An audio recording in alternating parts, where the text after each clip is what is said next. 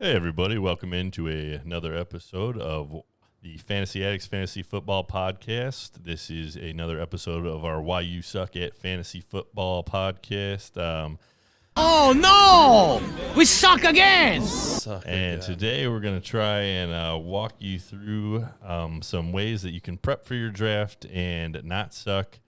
Again, the first place you can really suck in fantasy football is at the draft. It really is the draft. Yeah. I mean, your first chance to really just show that you don't know anything about what's going on. And, if our league is any proof of others, it's, they're all the same, and some people don't learn from their mistakes. Absolutely. We had our live draft last night.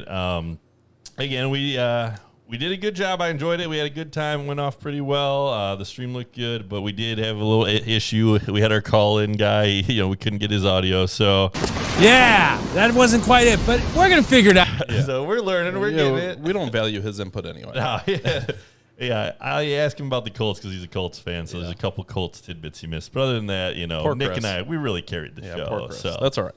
Next time. But again, yeah. So that was a fun draft. And It was then, fun. I enjoyed it.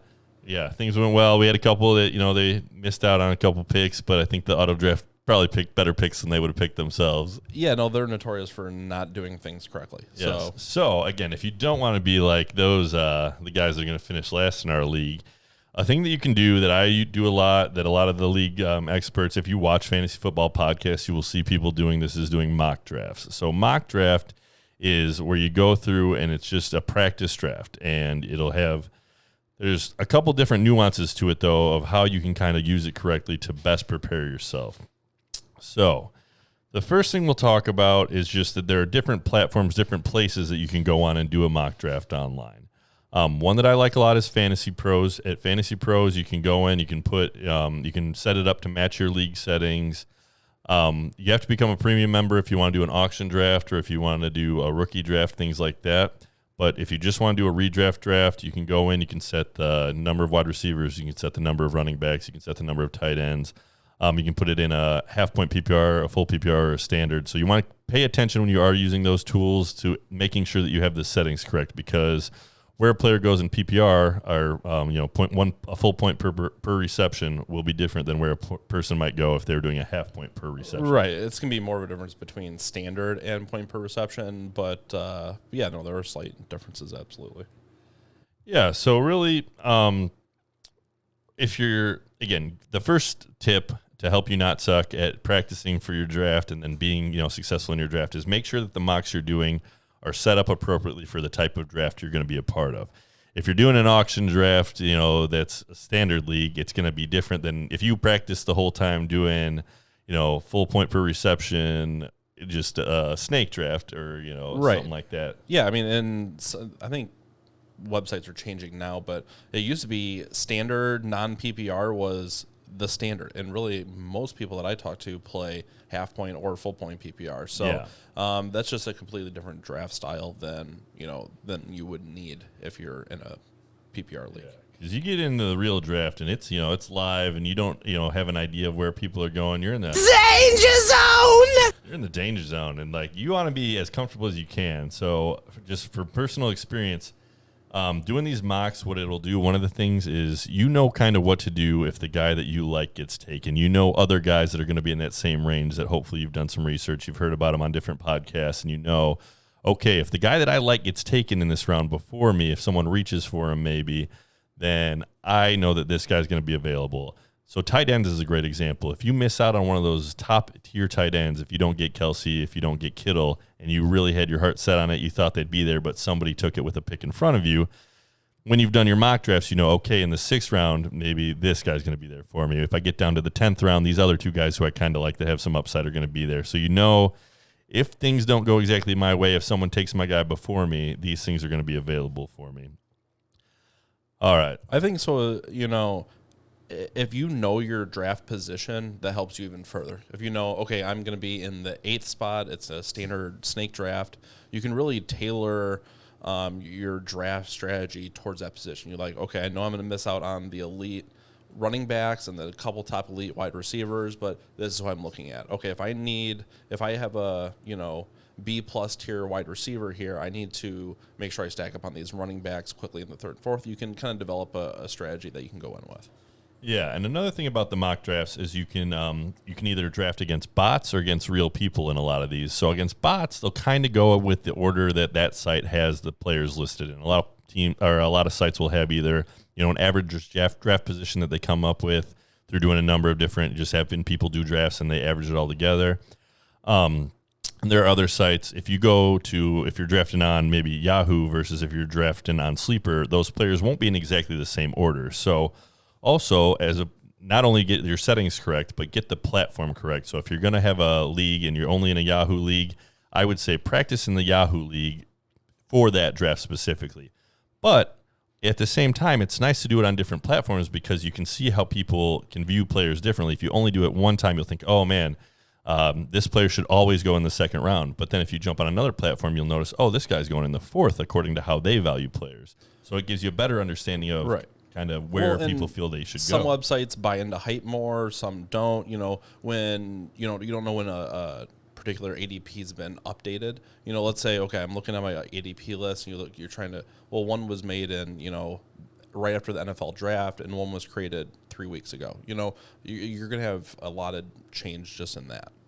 And if you do multiple drafts, you might notice certain players that, like, if you play with the bots, are getting taken at one spot, but when you go with and draft with regular people, they are consistently falling. There's David Montgomery's one that I've thought of that, like, I've seen a lot of kind of when I'm doing against bots goes higher than when I've been going against kind of regular people. And there's a number of reasons for that. And again, just the way that people react to news. The bots won't react to news or their things differently than, they'll react less than people, or it might take longer for them to catch up. Whereas if you do a draft right after news like today, Lamar Miller went to the Patriots, maybe the algorithm or the bots or all the info, a lot of them are pretty good, but maybe it just hasn't, kind of taken into account, or maybe even the people you're drafting with haven't all heard of that news. And maybe a guy who I thought was as a sleeper like Damian Harris, maybe you move him down. Maybe you don't take him with your last pick. Maybe you take another guy that you think is going to have more opportunity. Right. Yeah, I think the more you do it, the more you can kind of tailor your draft strategy, and there's going to be less panic if something changes or something you don't expect happens. I feel like every draft I'm in, I kind of have an idea what I want going in. I feel like it always kind of changes at some point.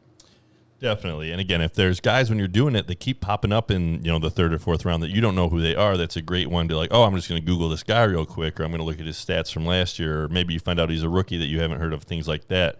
And that can be a huge help when you just know who guys are. It really, when I went in my first year, I knew the guys in the first couple rounds because I'd watched football, I was a fan, but I more was focused on my team. And then we got into those later rounds, and I was like, oh, who's this guy? I'm not sure who this guy is, what team is he on, things like that. And you do those mocks, and then, again, the guys that you don't know who you feel like keep popping up or keep being available for you at slots when you're not sure if there's anybody else you like, look into those guys. That's a good thing to do.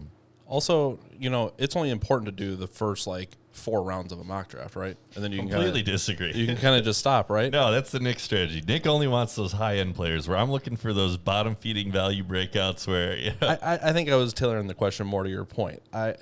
Just because, you're in the 4th round, 3 of the, 9 people that you started the draft with have left because they just wanted to see those early players go, it's worth sticking out those mocks. I mean, just stick with them, see how the players fall, see what happens. I mean, it's all going to be, information you can take with you. Yeah, because really in the leagues that I've done well in, I went with kind of a strategy we spoke about in our snake draft strategy, and that was in redraft taking a quarterback late. And the one year I think I got Pat Mahomes, in the 10th or later, and then the next year I got like Lamar Jackson, in a very late round, and that can be very useful in keeper leagues. So Lamar is going to be my keeper in one of our leagues this year, and I got him for, that was an auction draft where I got him for, I want to say $10 or less.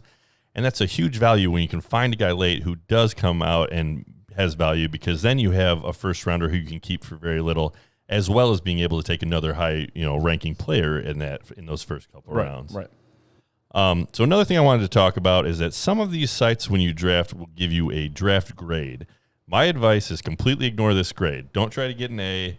You don't try and get an A. No, not at all. I consistently get C and D ratings, and it never doesn't win. matter at all. No. So, like, in the league, I had a league also, even with friends, if you have friends that haven't been just diving into the deepest of depths and really have that addiction and are just watching podcasts like this, they laughed at me because I took Godwin and on the Seahawks. Their guy, remind me his name.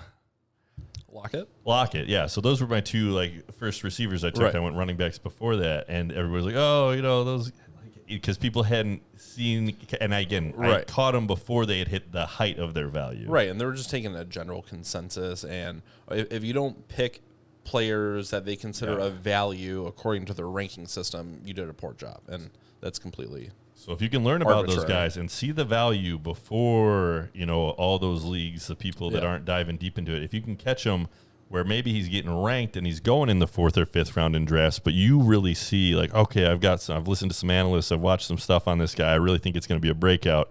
Godwin's a perfect example that went, lower, and now you have to take him high again. So although he's a good player still, you're not getting that value because you have to take him high instead of where he went before the breakout. Right, and I think at some point in the draft, you're going to start looking towards those, boom bust guys, the shot in the dark guys. Your lottery ticket for the season. So definitely in your mock draft, I think, this goes for your regular draft too. Is I always say just get your guy as well. Make sure see where he goes. If you have a couple guys you're keen in on, just your can't miss, players. See where they go. Keep a list or keep an idea in your head what area to start looking for them to come off the board. Yeah, and I feel the strongest that applies is when you're doing the rookie mock drafts like we just did. We just had one. There were guys that were projected higher that had gone higher in a lot of mocks that fell when I was picking, but I picked the guy that I just had a plan. The guy was there. And again, part of that is just you have to live with yourself. If you don't take the guy that you've been planning on taking and then he blows up, it's harder to live with yourself than if you didn't take a guy that you hadn't believed in, didn't see the upside, and then he blows up. So a little bit of that psychological on yourself, kind of putting yourself in a good place. So with the rookie draft, though, Sleeper did allow me to do a rookie draft. It allowed me to set up with, kind of more tailored to our league. Right. So if you're just looking for a place where you can do a free rookie draft, that's a good one that you can do. And I don't know who out there uses Sleeper, but I personally really like the Sleeper app for all of our leagues. Yeah, and again, they're doing a good job of updating things, of taking people's not yet. You call us Sleeper. But anyways, I think that's a good kind of rundown of the mock drafts. Anything else that you can think of? Any tips? Try different strategies. I just think it's one of those things you can never do too early or too often. And it's fun. It is fun. I mean, it keeps you fresh. I always see, when I'm gone through the whole off season, I kind of keep an eye on football here and there, but I do a couple mock drafts at the beginning of the year and see where some guys from last year are going. It's like, there's no way this person should be going this high. There's no way there should be, person should be going so late. It's every year. It's kind of interesting to play with and see what happens. Yeah. So again, mess around with it. You're going to be better. Great success. Really great. And again, the better you get, the better you draft. You don't win it at the draft, but the better you do at the draft, the more it's going to help you. Yeah. No, I agree. So that you can be winning. Yep. And try to suck less at fantasy football. Absolutely. All right. Thank you. And subscribe and like and comment. Thank you. Yep.